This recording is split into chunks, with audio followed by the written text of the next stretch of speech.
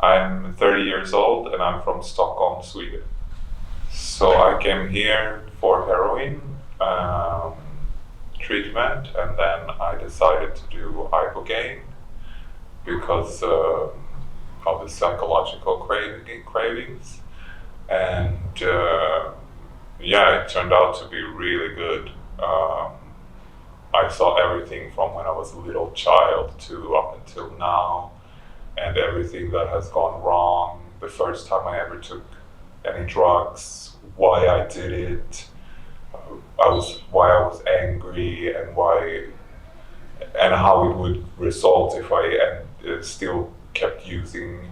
And then I saw alternative realities if I stay clean, how my life would look. I saw so many things, and it was really, really good experience for me. Now I don't feel the urge at all to put anything bad in my body anymore.